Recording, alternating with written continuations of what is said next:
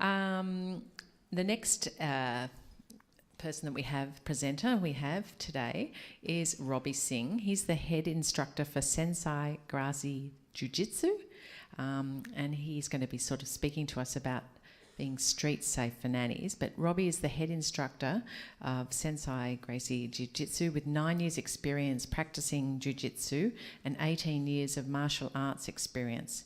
He runs free self-defense defense forces workshops for women. Robbie's going to run a mini workshop to assist you all. It's handy, even if you aren't a nanny, to know how to protect yourself. Have you thought about how vulnerable you might be as a nanny going into a home that you've never been to before, or arriving or leaving a job late at night or early in the morning? How do you keep yourself safe when on the job as a nanny? Over to you, and welcome, Robbie. Can you guys hear me if I just talk about a mic? Yeah, excellent. Okay. It makes sense.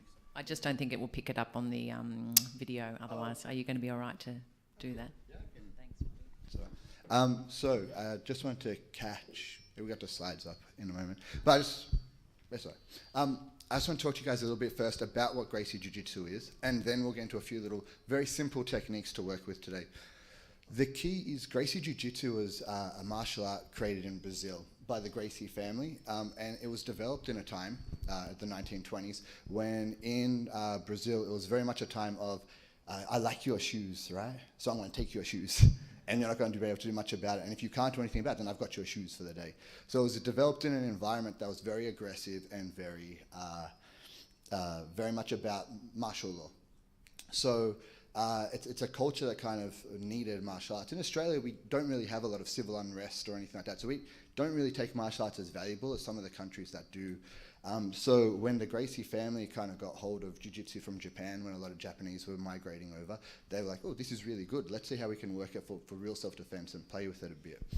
And then what happened was Helio Gracie was like, I need to start teaching people how to do this, so I'll start having a lot of children. He's like, I need a lot of boys so they can work. And what happened was he ended up having a lot of girls. And then he was like, okay, now I need to make sure my girls can defend themselves. So what can we do to make that happen? And they started looking at the common assault scenarios that were happening to women going on. Now for myself, it kind of tied in there's a lot of feedback on this, isn't there? It kind of fit in for myself as I started practicing psychology very, very young. I finished high school at 16 and started going to my university degree in psych at around 18, was practicing by 21 years old. And what I came across was during that time, I was giving a lot of free counselling services in the Springvale area, and a lot of women coming in from Sudanese backgrounds, Vietnamese backgrounds, having a lot of domestic violence. And it started to highlight to me the need for women's programs. So I really got interested in jiu-jitsu. I'd been practicing karate for already like 13 years at that point, and I was like, okay, I need to learn something else and start offering these classes for free. So the one thing that really came to me was the statistics. And in 2012, the statistics came out for Australia that after the age of 15, 1 in 5 women in Australia will be a victim of sexual assault, 1 in 4 will be a victim of emotional assault, and 1 in 3 will be a victim of physical assault. Out of those, 36% of those attacks will happen from somebody that they know within their household or within their workplace. So that's a huge statistic. That if you're thinking 1 in 3 women will have a physical assault occur, and out of 36% it will occur with out of somebody you know, and 76% of attacks occur within the home or the workplace. That's something we need to start kind of dealing ourselves with.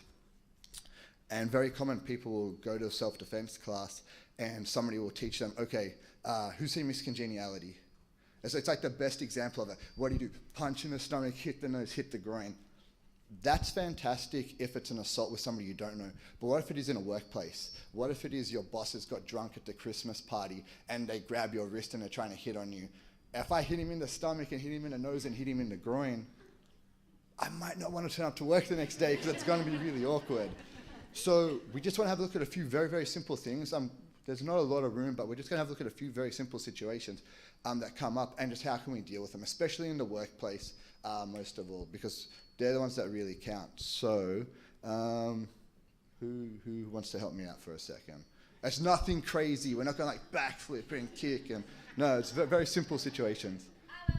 Thank you. Come over here.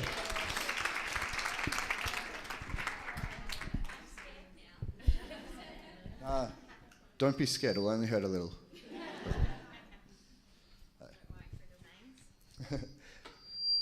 I'm just going to pop this down for a moment. But the simplest one is verbal confrontation.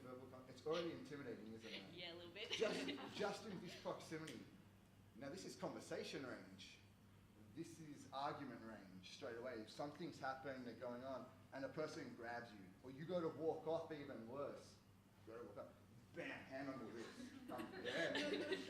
That's as simple as it is. That's the first thing I'm worried about in a situation, because you always hear that in a situation in the home or a situation in the workplace, it never starts off with, what are you doing? Bam. It starts off with, but what are you doing? How did it get that way? What's happening? And then the physicality comes, because it increases in violence. So if I can dismiss it, the conversation range, perfect. But if I can't, it gets physical, I need to do. And this is just one of the simplest things that leads to further escalation. And somebody will say, kick them, punch them. But I have to understand there's an equation. The more physical I get, the more physical they get. So the more physical I have to get to them, and then I get exhausted because I'm tired and the anxiety kicks in, and then I'm gone. So, you grab my wrist, grab, pull. This is the start. I have no muscles. Very simple. First thing, I'm just going to receive it. So they pull. I'm not going to try and fight back, because my body gets, now she's got the end of the lever. My body's the lever. She's extended it, and now she pulls. Where the head goes, the body follows. So I've already started on the back foot here. Now the physicality goes. So first things first, she grabs, I go with her. Oh no. Like butter. It's that simple. So all I did there was I put my thumb to the roof and I put my elbow to the roof to stop it. And now I'm out. First things first. 1, 2. My hand's gone, just like butter. Now, it's unfair because I do this every day. So, Jasmine. So, I grab the wrist, I pull. Now here, slide up. Yeah, and up. Bam, straight away. Now, I let go for her. I'm a little clammy. Let me wipe the sweat off. And this is the thing. Anything you learn for self-defense should be really, really simple and really, really easy. I want to hold on tight, right? Oh no, don't do that. No, relax. See, she went to fight. Straight away, you fight, my hand grip doesn't work. Cool and calm. Grab it, slip it like butter. Go, straight to the No, wrist. I'm too scared. That's it. So all I want you to do to start with is you're going to grab your partner's wrist. Bam. You can even do it at the table. But just grab, try and hold, and realize the weakest point of the grip is at the pincer. So I don't try and go into it, I'm just going to lift my wrist up to the roof. And I grab, the proof's in the pudding. With your partner, just a couple of minutes here, grab a wrist, same side, and now slip up. Well, that's all I want you to do for the moment. Thank you very much. That's okay.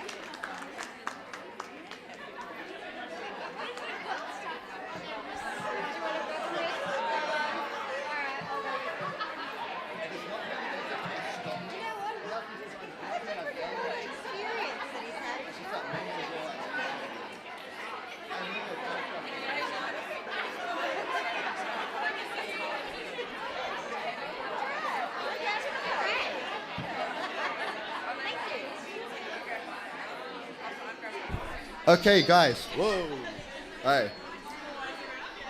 Stop. Alright, so.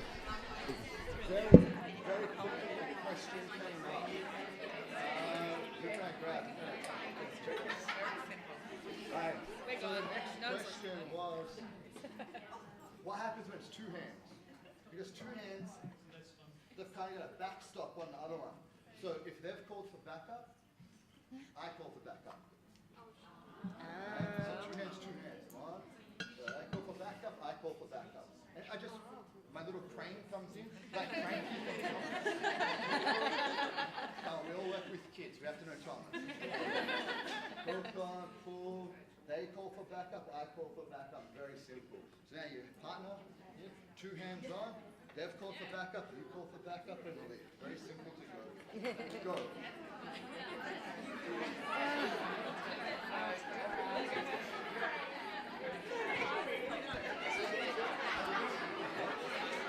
Are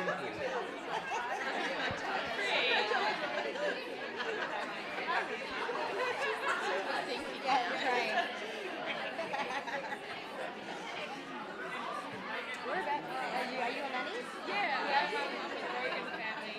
Oh, okay, cool. And yeah, I've been with him since September. And I'm working with a family in Bentley at the moment. Oh, cool, nice. Yeah. Okay. Next one.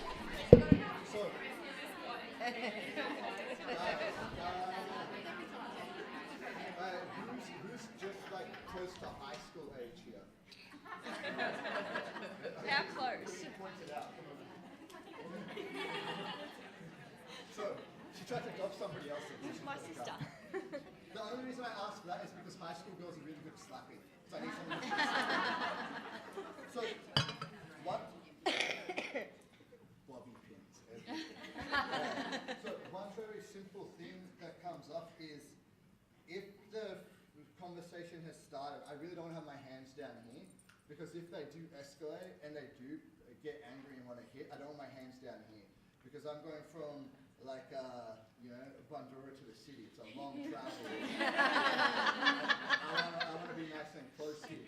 So you're going to slap me in the face here, right? It doesn't have to be fast. But all I want to demonstrate something. Let's go this angle right here, just so people can see. So if my hands are down here, at any time you want, you're just going to slap me in the face. Ready? So it's just right. She feels bad. I'm going to do it to her first.